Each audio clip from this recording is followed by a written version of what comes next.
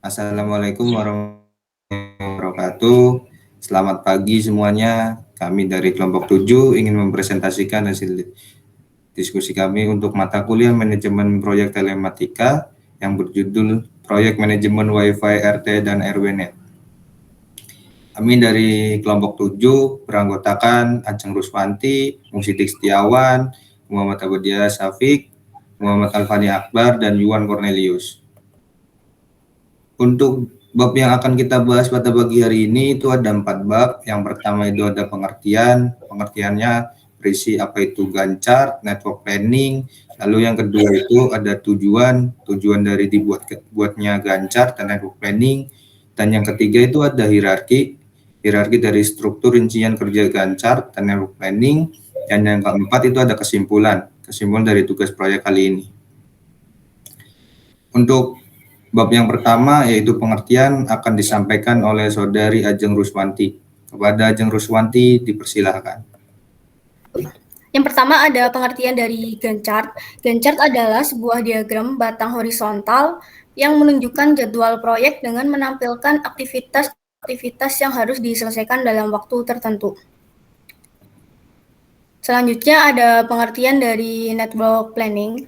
Network planning atau jaringan kerja adalah suatu teknik yang digunakan oleh seorang manajer untuk merencanakan, menjadwalkan, dan mengawasi aktivitas pekerjaan suatu proyek dengan menggunakan pendekatan atau analisis waktu dan biaya yang dalam bentuk simbol dan diagram. Oke, terima kasih Ajeng Ruswanti. Untuk bab yang kedua, yaitu tujuan dari Gantt dan network planning akan disampaikan oleh Musidik Setiawan dan saya sendiri, Muhammad Abudia Syafiq. Kepada Muhammad Sidik Setiawan, dipersilakan. Baik, di sini ada tujuan Gantt. Yang pertama itu untuk menunjukkan jadwal proyek secara keseluruhan. Yang kedua, memperlihatkan hubungan dan keterkaitan antara tugas satu dengan yang lainnya. Yang ketiga itu membantu tim proyek dalam mengatur dan memantau waktu yang diperlukan untuk menyelesaikan setiap tugas dalam proyek. Yang terakhir, yaitu untuk mengidentifikasi masalah atau kendala yang terjadi dalam proyek secara dengan cepat dan mudah. Lalu ada tujuan network planning. Yang pertama itu untuk memudahkan pengawasan dan pengendalian proyek dengan menyediakan informasi yang jelas. Yang kedua, menentukan waktu penyelesaian proyek dan jadwal kerja yang realistis. Yang ketiga, membantu manajemen proyek dalam mengambil keputusan terkait alokasi sumber daya, perencanaan produksi, dan strategi manajemen risiko. Jadi tujuan dari dibuatnya network planning ini adalah untuk memperjelas step by step-nya dari Gantt chart dan WBS. Baik, terima kasih kepada Saudara Musidik Setiawan. Bab 3 akan disampaikan oleh Yuan Cornelius. Kepada Yuan Cornelius, baik, terima kasih kepada moderator yang telah memberikan kesempatan kepada saya untuk menjelaskan tentang hierarki dari Gantt chart. Nah, pada proses perencanaan itu dilaksanakan selama 1 minggu, di mana dalam perencanaan tersebut terdapat 4 bagian, yaitu menentukan area yang cakupan dan persyaratan user, lalu identifikasi peralatan yang dibutuhkan, membuat desain dan tata letak jaringan, dan perizinan dan persetujuan. Nah, hal ini dikarenakan proses perencanaan tidak membutuhkan waktu yang lama. Selanjutnya, persiapan situs itu dilakukan selama 8 hari, di mana dalam persiapan situs itu terdapat 4 bagian, yaitu yang pertama pembersihan area instalasi, menginstal infrastruktur, memasang dan pengamanan akses lokasi, dan penghubungan kabel listrik. Nah, pada persiapan ini proses setiap kegiatan itu dilaksanakan selang 2 hari. Nah, selanjutnya pada bagian proses konfigurasi jaringan dilaksanakan selama 12 hari, di mana dalam proses konfigurasi jaringan terdapat 4 bagian, yaitu konfigurasi pengaturan jaringan, persiapan server DHCP dan DNS, penetapan koneksi internet, dan pengujian konektivitas jaringan. Nah, pada proses konfigurasi tersebut memakan waktu yang cukup lama karena perlu adanya persiapan, menetapkan server, dan pengujian agar tidak terjadi trouble pada serangan. Nah, selanjutnya, manajemen pengguna itu dilaksanakan selama 9 hari, di mana dalam proses manajemen pengguna terdapat 4 bagian, yaitu pertama penetapan akun user, yang kedua penetapan hak akses dan pembatasan pengguna, yang ketiga pelatihan dan dukungan pengguna, dan pemantauan pengguna jaringan. Nah, dalam proses ini pelatihan dan dukungan pengguna dilaksanakan lebih lama karena mayoritas pengguna masih awam dan belum mengenal jaringan Wi-Fi RT/RW-NET, dan diperlukan bimbingan serta pelatihan untuk para pengguna agar tidak terjadi kesalahan saat digunakan.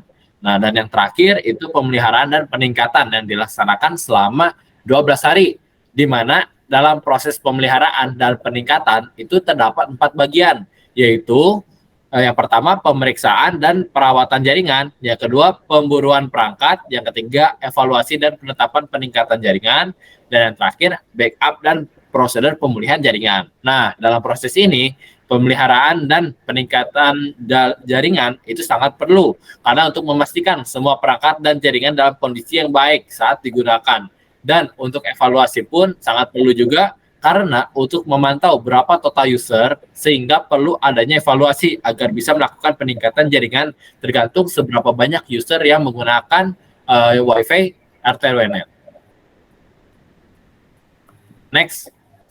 Nah, di sini lalu ada network planning, dan di mana di sini untuk menentukan yang pertama itu menentukan area cakupan dan persyaratan user. Nah, selanjutnya di sini ada identifikasi peralatan yang dibutuhkan, membuat desain tata letak jaringan, dan perizinan persetujuan. Nah, itu dilaksanakan setelah menentukan area yang cakupan. Nah, selanjutnya di sini ada pembersihan area instalasi, itu dilakukan setelah perizinan persetujuan. Jadi setelah melakukan perizinan persetujuan untuk membuat akses jaringan RT/RW-NET, lalu melakukan pembersihan area instalasi. Nah, selanjutnya di sini ada menginstal infrastruktur, itu dilaksanakan setelah poin B. Poin B yaitu identifikasi peralatan yang dibutuhkan, lalu memasang instalasi infrastrukturnya. Lalu di sini ada memasang pengamanan akses lokasi, itu dilaksanakan setelah poin E dan F. Nah, untuk memasang pengamanan akses lokasi itu dilakukan setelah poin penginstalan area instalasi dan menginstal infrastruktur. Nah, selanjutnya di sini ada penghubung kabel listrik dan jaringan. Nah, itu dilaksanakan setelah poin G, yaitu memasang semua pengaman dan akses lokasi jaringan. Selanjutnya, di sini ada konfigurasi pengaturan jaringan. Nah, konfigurasi pengaturan jaringan ini dilaksanakan setelah poin F dan G. Jadi setelah memasang semua peralatannya, lalu melakukan konfigurasi pengaturan jaringan. Nah, lalu persiapan selanjutnya yaitu server DHCP dan DNS. Nah, untuk server DHCP ini selesai setelah konfigurasi pengaturan jaringan, lalu melakukan persiapan pembuatannya server. Nah, selanjutnya di sini ada penetapan koneksi internet. Penetapan koneksi internet ini setelah J dan H. Jadi setelah melakukan persiapan server dan juga penghubungan kabel semuanya telah selesai dilakukan, maka itu menetapkan koneksi internet pada ISP-nya. Nah, lalu di sini ada pengujian konektivitas jaringan, itu setelah poin K. Nah, itu di mana? Jadi setelah melakukan konfigurasi pada server, lalu pemasangan peralatan, serta menetapkan koneksi jaringan, lalu selanjutnya itu melakukan pengujian konektivitas jaringan agar ngecek dulu jaringannya ini stabil atau tidak pada menggunakan ISP tersebut. Nah, lalu selanjutnya setelah semua selesai, itu dilanjut dengan pembuatan akun user. Nah, untuk pembuatan akun user sendiri, yang nantinya itu jadi tiap pengguna yang ingin melakukan akses internet, itu akan diberikan akun user gitu, agar tidak terjadi tabrakan pada pengguna gitu. Jadi tahu untuk aksesnya tuh tiap user kan beda, ada yang waktunya 1 hari, 2 hari, bahkan seminggu gitu. Nah, selanjutnya di sini ada penetapan hak akses dan pembatasan pengguna.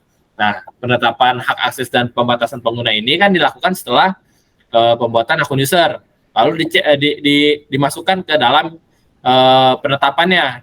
Jadi untuk akun tersebut itu masuknya user atau admin gitu untuk pembatasannya.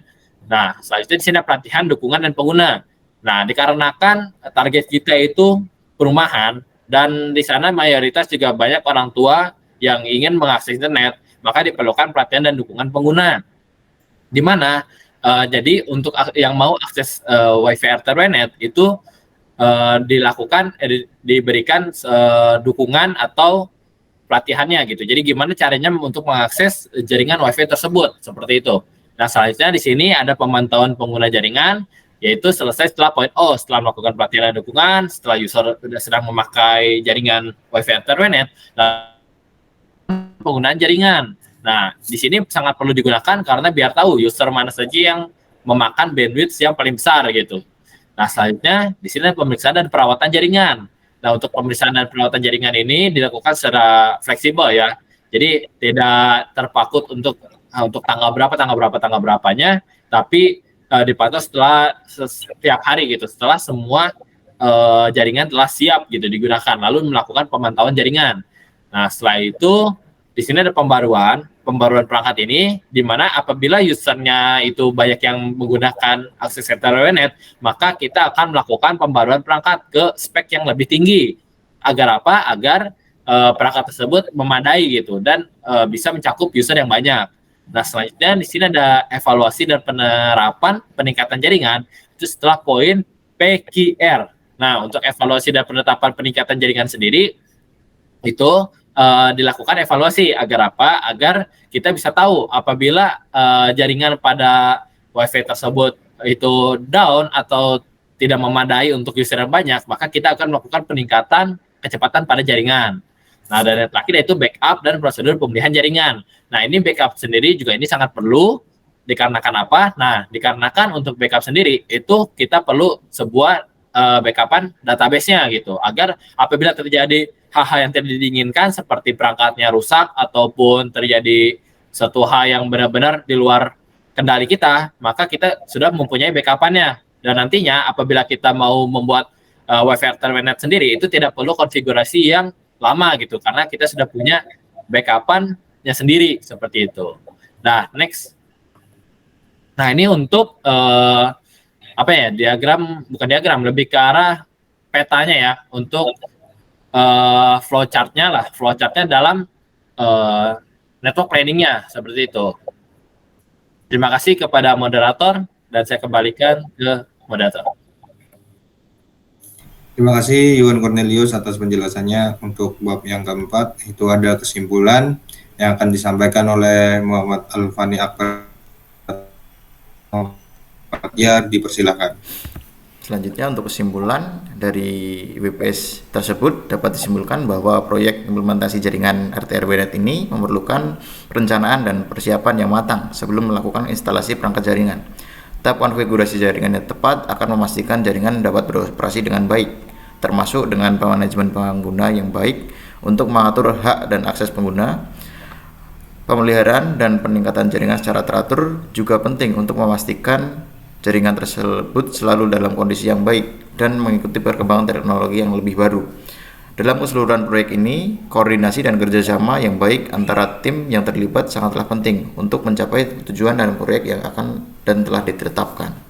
Terima kasih. Selanjutnya saya kembalikan ke moderator. Terima kasih Saudara Muhammad Akbar Badiar. Sekian dari presentasi kelompok kami. Kami mohon maaf apabila ada kesalahan atau hal yang tidak berkenan kepada kalian semua. Dari kami akhiri. Wassalamualaikum warahmatullahi wabarakatuh.